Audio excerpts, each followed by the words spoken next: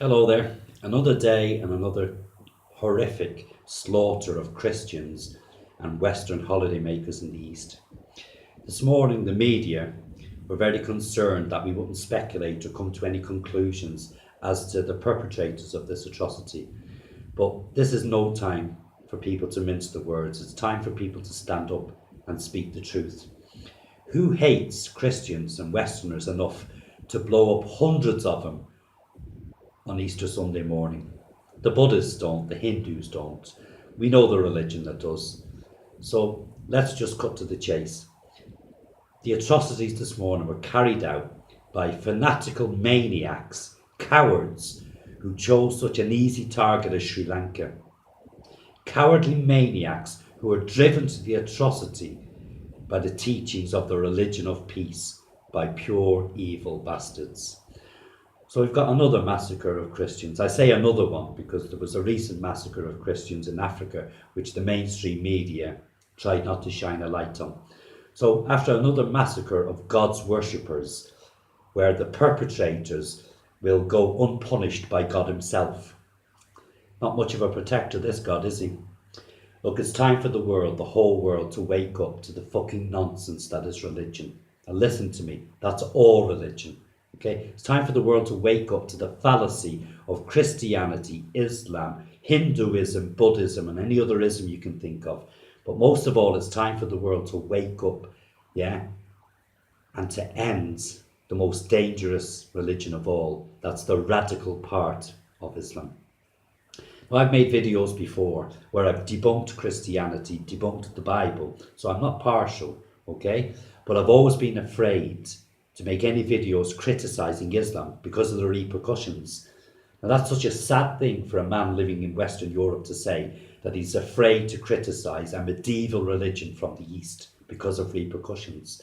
But the truth is, in Western countries now, it's a crime in most Western countries to criticise Islam. You cannot even criticise the dangerous, radical parts of Islam. So my fear is part of the problem, because it's everybody's fear to stand up, face the truth and speak the truth, which is the problem. Now and when I say we, I'm referring to right-minded, caring, compassionate, common-sensed people, okay? So we know that not all Muslims are responsible for the actions of the fanatics. We also know that the majority of Muslim people, especially those living in the West, are a peace-loving, peaceful people. We know because we live among them. They're our friends, they're our work colleagues. We know this. We also know that it's just a small minority of brainwashed individuals, brainwashed by pure evil men who carry out these attacks. But we also know that there's a dark side to the Quran. And it's not an assumption, it's a fact. It's there in the book in black and white. The Quran has got a dark side. The Bible, we know, also has a dark side, not as dark as the Quran's, but there nevertheless. But the difference is the Christians dispersed with the dark side of the Bible a couple of 100 years ago. But here's one of the problems. There's people out there, a lot of people out there, who just won't admit to the dark side of the Quran. They won't admit to the fact that there are some poisonous ideals contained within the Quran. And anybody who highlights this is shot down as a racist, an Islamophobe, and in the eyes of the Muslims, an infidel. And names like Salman Rushdie and Tommy Robinson just come to mind. Okay, but we are not racists, we are not Islamophobes. We live among these people, we love among them. Okay, these fanatics, they believe that their actions are carried out to protect their faith from us. Whereas we believe that what we're saying is our way of trying to protect our way of life from these fanatics.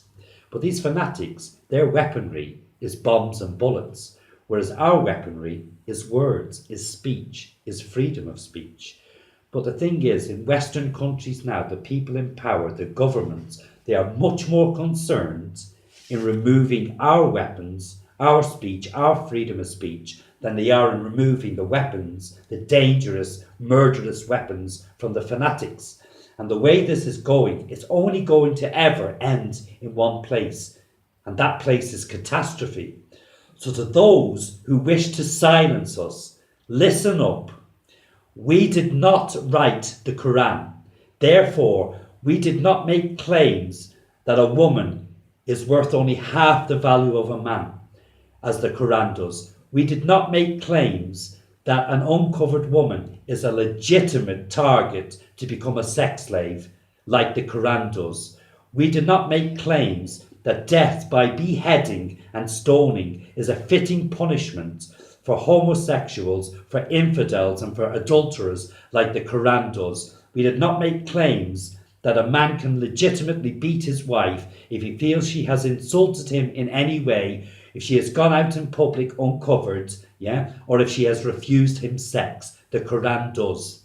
We did not write the Quran. We did not make the proclamation that the Prophet Muhammad was the perfect man. We did not proclaim that a man who butchered hundreds, if not thousands, was the perfect man, as the Quran does. We did not make the claim that the Prophet Muhammad had meetings with the angel Gabriel in a cave and came out with laws and decrees from Allah himself, laws and decrees that benefited, guess who? The longings and the wishes and the wants of the Prophet Muhammad. Okay? We did not write the Quran. We are simply pointing out that these poisonous ideals, that these teachings can all be found in the Quran. We are pointing out that the radicals, that the brainwashed fanatics cling to these poisonous ideals and use them to excuse the atrocities they carry out, not just in the East, but the atrocities that are being carried out all over the world. Okay? These are not assumptions about Islam or the Quran. These are teachings that are in existence in the Quran. That is a fact. You are shutting down people from speaking the truth and for telling facts. But the problem is, these hateful ideals in the minds of the brainwashed fanaticals are lethal. They're leading to atrocities all over the world. They're leading to atrocities worldwide. That shows how bad the problem is spreading. They're leading to crimes, horrendous crimes against women the world over. They're leading to horrendous crimes against women in Muslim families, women who are being murdered in honor killings for loving the wrong man. They're leading to Western women being raped repeatedly by Muslim men. Okay? They're leading to young girls suffering the pain and indignity of female genital mutilation.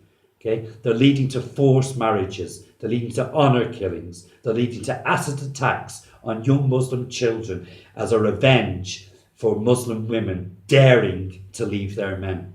They're leading to gang rapes all over Europe.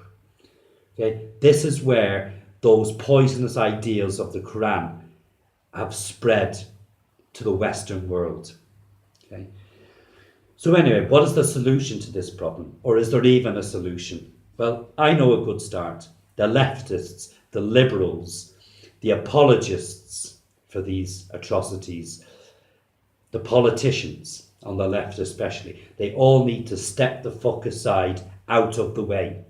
That also goes for any far-right radical nutcase who thinks that killing Muslims in a tit-for-tat reply is the answer. It's not.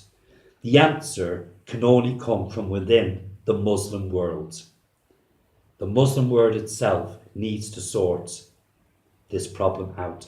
And to do so, they first of all need to acknowledge the dark side of the Quran. They need to acknowledge that within the Quran, within the scriptures, there are medieval ideals and poisonous ideals. They need to acknowledge this. Imams from all over the world need to get together and re-scripture their scriptures, need to re-scripture the Quran to rid it of these medieval ideals. They need to keep, and maintain the good principles of the good beliefs of the Muslim people. They need to keep the good traditions of the Muslim people that we know are there, that we know these are also contained within the Quran. These are the beliefs and traditions the good 99.999% of Muslims follow, but they need to rid the small poisonous element that the radicals follow. So they need to remove this dark side of the Quran, and they need to remove, in any way they can, the radicals who follow it. They need to completely ostracize and denounce those radicals, because those radicals are letting the whole Muslim population down.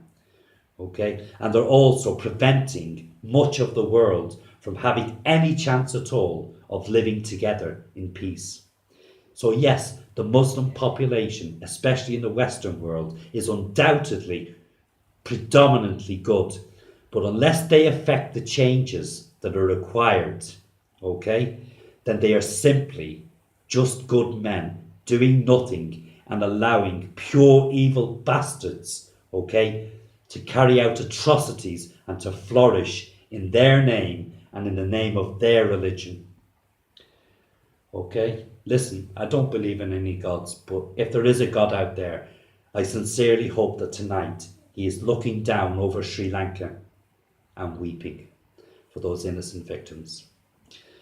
So that's it. Until next time, please all take care of each other. Try to live in peace and be good. Bye for now.